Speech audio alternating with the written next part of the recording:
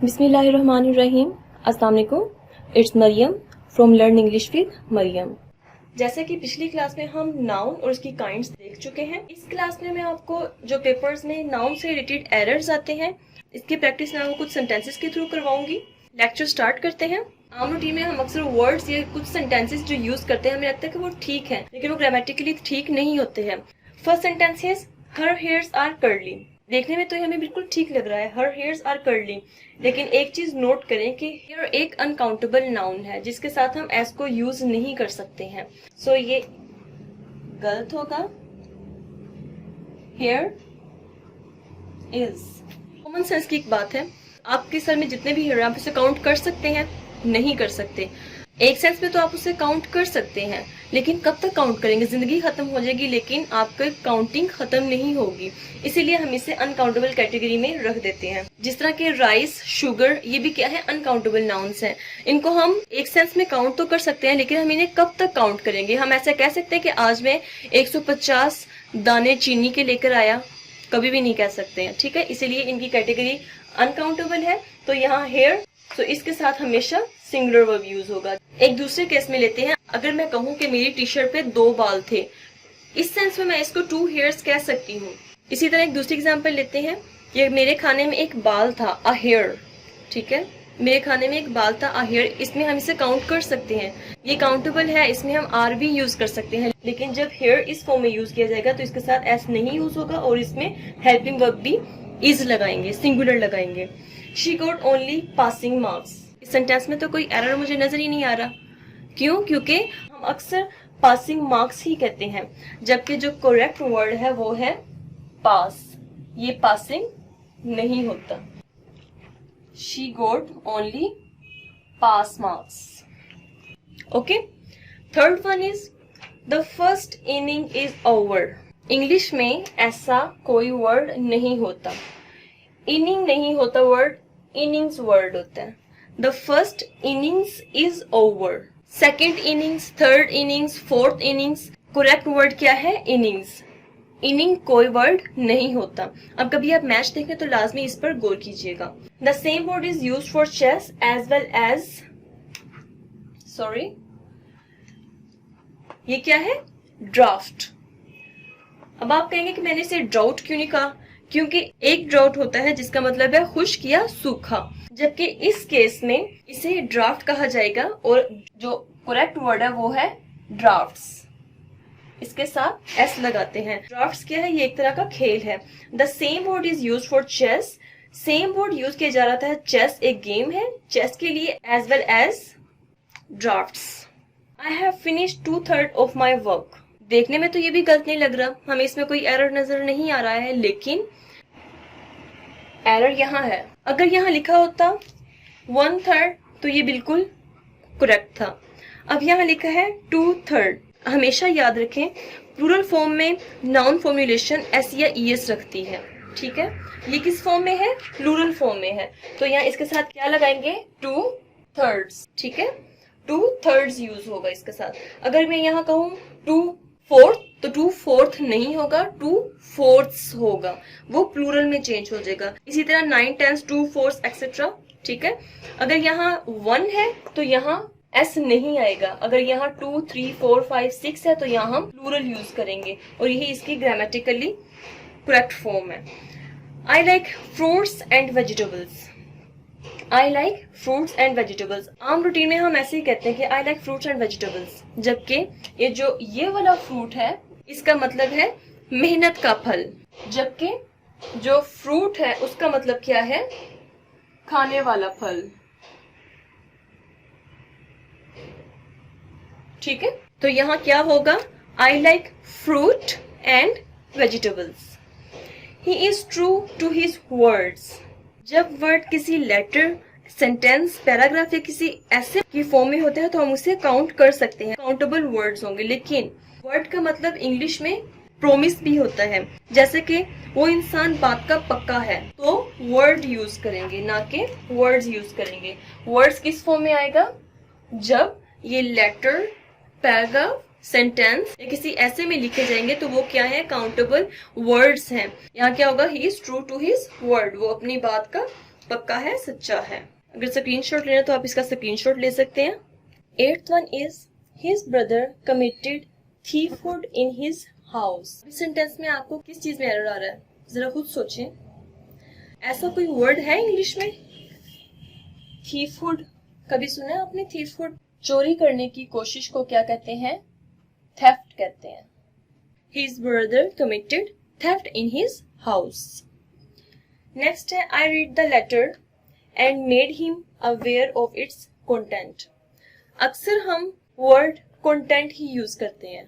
इस बुक का कंटेंट क्या है, इस लेटर का कंटेंट क्या है, जबकि जो सही वर्ड है वो क्या है? Contents. I read the letter and made him aware of its contents. जिस तरह के सीजर्स उसी तरह कंटेंट्स होता है। What is the criteria of selection in the examination? आपको कुछ इसमें गलत नजर आ रहा है? क्योंकि हम आम रूटीन में क्राइटेरिया का वर्ड ही यूज करते हैं, जबकि क्राइटेरिया क्या है? एक प्लूरल वर्ब है। अक्सर हम कहते हैं एग्जाम में अपीयर होने का क्या क्राइटेरिया है, यूनिवर्सिटी में एडमिशन लेने का क्या क्राइटेरिया है, जबकि ये क्या है? ये प्लूरल वर्ड है। किसका? क्राइटेरियन का। सो इसकी करेक्शन दो तरह से होगी। अगर हम इसको देखकर इसकी करेक्शन करें तो यहाँ पर इसकी सिंगुलर फॉर्म आएगी। इसकी सिंगुलर फॉर्म क्या है? CRI, criterion. CRITERION, ये सिंगुलर फॉर्म है, जबकि ये क्या है? प्लूरल फॉर्म है। इसकी करेक्शन दो तरह से इस तरह होगी कि what is the criterion of selection in the examination, या फिर अगर इसको देखा जाए, ठीक है, और इसकी करेक्शन करनी हो तो क्या होगा? What are the criterion. I am repeating, what is the criterion या फिर what are the criteria. Next one is the police have arrested the thieves but they have failed to get any information about the valuable stolen. Valuable क्या है? कोई meaning दे रहे sentence में? Valuable क्या? Valuable क्या है? एक एडजेक्टिव है। एडजेक्टिव इंफॉर्मेशन किस में ऐड करता है? नाउन में। यहाँ आपको कोई नाउन नजर आ रहा है? नहीं आ रहा, तो यहाँ इसको हम वैल्यूएबल यूज नहीं करेंगे। अगर यहाँ होता वैल्यूएबल कार, वैल्यूएबल नेकलेस, ठीक है, तभी हम इसको करेक्ट मान सकते थे। लेकिन जब यहाँ नाउन ही नहीं है तो हम इसको एज एन एडजेक्टिव यूज नहीं करेंगे, यहाँ इसके साथ लगाएंगे एस। वैल्यूएबल्स का मतलब होता है कीमती सामान, और ये क्या है? ये वैल्यूएबल्स क्या है? ये एक नाउन है। वैल्यूएबल्स नाउन है, वैल्यूएबल एडजेक्टिव है। All the evidences were against him and he was help guilty. अक्सर उर्दू में हम सुनते हैं कि तमाम सबूतों और गवाहों को मद्देनजर रखते हुए। उर्दू में तो हमें कुछ हद तक ही ठीक लगता है, जबकि ये बिल्कुल गलत है। एविडेंसेस नहीं होता। एविडेंस क्या है? एक अनकाउंटेबल नाउन है। अनकाउंटेबल नाउन है, इसके साथ एस या ईएस नहीं लगाते। तो यहाँ क्या आएगा? All the evidence were against him and he was help guilty. Next 13th one is the committee could not come to a final conclusion. अब यहाँ फाइनल का मतलब भी क्या है? आखिरी। कंक्लूजन का मतलब भी क्या है? आखिरी। दोनों का मतलब सेम है, तो हमें एक मीनिंग वाले दो वर्ड्स लिखने की जरूरत ही क्या है? सो हमारा काम सिर्फ कंक्लूजन से ही चल जाएगा, फाइनल नहीं आएगा। The committee could not come to a conclusion. Children are playing and making mischiefs as their holidays have started.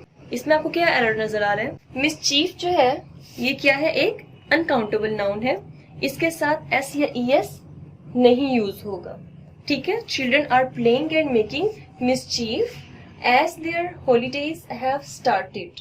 जैसे कि हम एग्जांपल लेते हैं क्रोकरी की, हम इसे क्रोकरीज नहीं कह सकते हैं। जैसे कुछ वर्ड्स होते हैं क्रोकरी, ये खुद एक कंबाइंड फॉर्म है। किसकी? प्लेट्स, ग्लास, स्पून, ये सब किस में आते हैं? क्रोकरी में आते हैं। हम इसको क्रोकरीज नहीं कह सकते। उसी तरह हम इसको मिसचीफ्स नहीं कह सकते हैं। मिसचीफ क्या है? एक प्रोसेस है। आप गलतियों को तो गिन सकते हैं, लेकिन गलतियां करने के प्रोसेस को नहीं गिन सकते हैं, ठीक है। इसी तरह स्टेशनरी को आप काउंट नहीं कर सकते हैं। आप स्टेशनरीज नहीं कह सकते, ऐसे ES इसके साथ नहीं लगा सकते, इसे प्लूरल नहीं कर सकते हैं। अगर मैं कहूँ पेंसिल तो आप इसको प्लूरल कर सकते हैं, जैसे 2 पेंसिल्स, 3 पेंसिल्स, आई वोट रेड पेंसिल्स, ठीक है, इस तरह आप इसको प्लूरल कर सकते हैं। लेकिन पेंसिल्स, रबर, इरेजर्स ये सब किस में आते हैं? स्टेशनरी में आते हैं। तो स्टेशनरी को स्टेशनरीज नहीं कर सकते हैं, उसी तरह मिसचीफ को मिसचीफ्स नहीं कर सकते हैं, क्योंकि ये एक अनकाउंटेबल नाउन है और अनकाउंटेबल नाउन के साथ S या ES यूज नहीं करेंगे। Next one is You are among those men who earned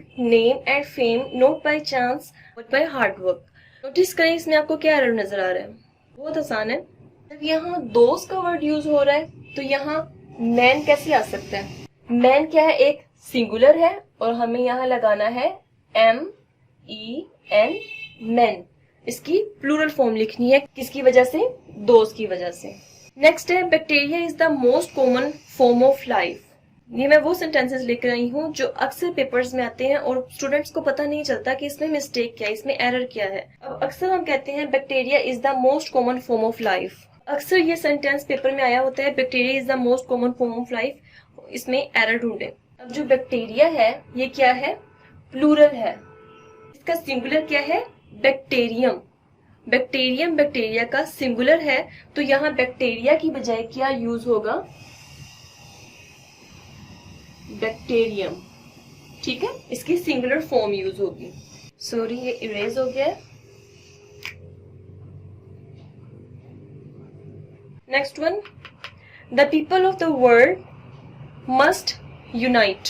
यहाँ एक बहुत इंपॉर्टेंट बात समझ लें। पीपल क्या है? एक कम्युनिटी है।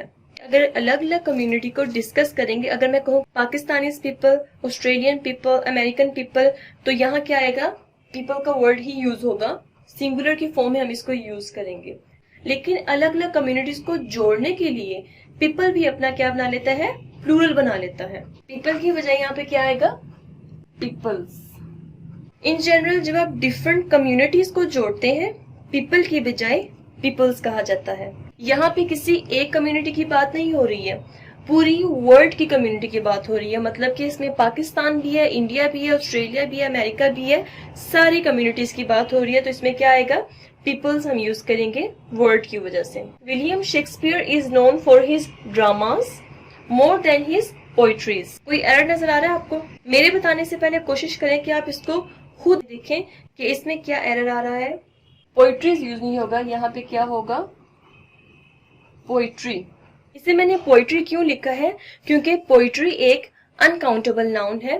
द आर्ट ऑफ राइटिंग को कहा जाता है पोइट्री, जिसे गिना नहीं जा सकते, जबकि पोइम्स गिनी जा सकती हैं, जैसे कि 3 पोइम्स, 4 पोइम्स, 5 पोइम्स। पोइट्री को हम गिन नहीं सकते हैं। ये एक लिखने का आर्ट है, इसे हम गिन नहीं सकते हैं। ये अनकाउंटेबल नाउन है, इसका हम प्लूरल नहीं बना सकते हैं। इसके साथ हम एस या ES का यूज नहीं कर सकते हैं। Sentence number 19, management committee was divided in their opinion. बात याद रखें, कमेटी जो है कलेक्टिव नाउन है, जो जुड़ने के बाद सिंगुलर और डिवाइड होने के बाद प्लूरल बन जाती है। यहाँ ये क्या हो रही है? वाज डिवाइडेड, डिवाइड हो रही है, ठीक। यहाँ ये प्लूरल के तौर पे एक्ट कर रही है, ठीक। यहाँ क्या आ जाएगा? पर। सेंटेंस को जरा ध्यान से गौर से पढ़ें तो क्या होगा, आपको नेक्स्ट भी पता चल रहा है कि ये देयर यूज किया हुआ है यहाँ पर, ठीक है। तो इसका जो हेल्पिंग वर्ब है वो क्या है? वर्ड में चेंज हो जाएगा। Management committee were divided in their opinion. He should understand that ethics make the basis of good life. कुछ वर्ड्स ऐसे होते हैं जिसमें पहले से ही एस या यस होता है, लेकिन अपना मीनिंग सिंगुलर रखते हैं। उनके साथ एस या यस होने के बावजूद हम उसे प्लूरल नहीं कह सकते हैं, जैसे कि मैथमेटिक्स, इकोनॉमिक्स, फिजिक्स, पॉलिटिक्स, ये सब एस या ES रखते हैं, लेकिन ये प्लूरल नहीं है, इनका मीनिंग सिंगुलर ही होगा। और ये अपने साथ हमेशा वर्ब को भी सिंगुलर ही यूज करेंगे, जैसे कि he should understand that ethics makes the basis of good life. Ethics क्या है? जहाँ पे हम मोरल्स या फिर प्रिंसिपल्स की बात कर रहे होते हैं। एथिक्स यहाँ पे एक सब्जेक्ट का नाम है, तो सिंगुलर सब्जेक्ट के वर्ब में एस या ES ऐड कर देंगे। I knew the town whole so I advise him where to go. अब एक चीज समझ लें, जो एडवाइज है, ठीक है, ये क्या है? नाउन। और जो एडवाइज है ये क्या है? वर्ब।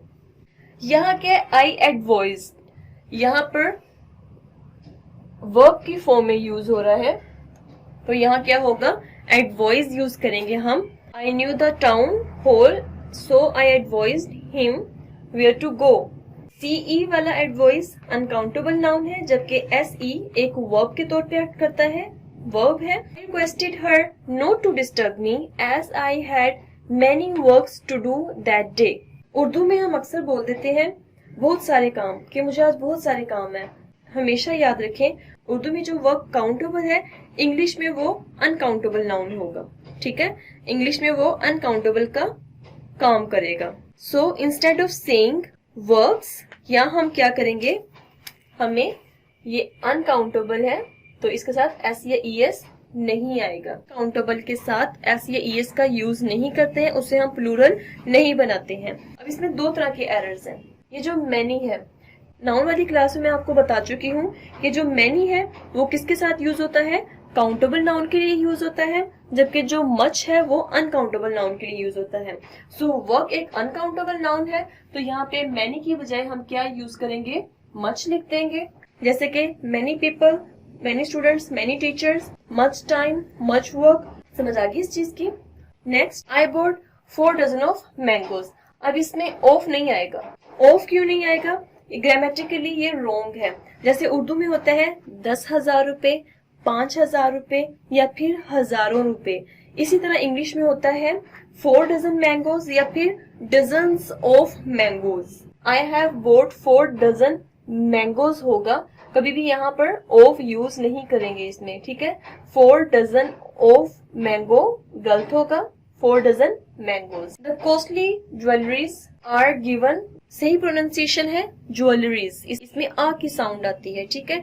कुछ लोग कहते हैं jewellery, jewellery. Are given to the girls at the time of marriage by their parents. ये भी क्या है, एक अनकाउंटेबल नाउन है। जैसे कि मनी, टाइम, लगेज एक्सेट्रा, ये सब क्या है, अनकाउंटेबल नाउन है। अब इसमें आएगा नेकलेस, रिंग्स, इयररिंग्स, ये सब क्या है, ज्वेलरी है। ये कंबाइंड फॉर्म है। हम कह सकते हैं 2 रिंग्स, 4 रिंग्स, 5 नेकलेसेस, ये तो हम कह सकते हैं, लेकिन कभी भी हम अनकाउंटेबल को प्लूरल फॉर्म में नहीं लिख सकते हैं, इसलिए वर्ब है वो भी सिंगुलर होगा, ठीक है। यहाँ क्या है, jewellery is given to the girls at the time of marriage by their parents. इसका स्क्रीनशॉट ले लें, इसके नोट्स रेडी कर लें, क्योंकि ये चीजें मैं आपको बार बार नहीं बताऊंगी। हर सेंटेंस में एक न्यू कॉन्सेप्ट है, जिस चीज को मैं रिपीट नहीं करूंगी, क्योंकि टाइम स्टूडेंट्स के पास बहुत कम रह गया है। एक चीज को मैं रिपीट करती रहूंगी तो हम सिलेबस को कवर नहीं कर सकेंगे। अब इसका स्क्रीनशॉट ले लें, फिर हम कुछ नेक्स्ट सेंटेंसेस देखते हैं। Sentence number 25, America's problems are however not so serious and awful as Pakistan। अब इस सेंटेंस में कंपैरिजन हो रहा है, किसका, अमेरिका और पाकिस्तान। इन कंट्रीज की प्रॉब्लम्स का आपस में कंपैरिजन हो रहा है। यहाँ लिखा है अमेरिका's प्रॉब्लम्स, जबकि यहाँ लिखा है पाकिस्तान। प्रॉब्लम्स का कंपैरिजन कंट्री से नहीं हो सकता, हाँ उस कंट्री की प्रॉब्लम से लाजमी हो सकता है। America's problems are however not so serious and awful as Pakistan's problems। I visited John's and Mary's house twice but found the couple absent। जब 2-3 चीजें एक ही चीज पे अपना पोजेशन शो कर रही हो, हर एक के साथ एपोस्ट्रोफी एस यूज नहीं करेंगे, सिर्फ और सिर्फ लास्ट वर्ड के साथ एपोस्ट्रोफी एस यूज करेंगे।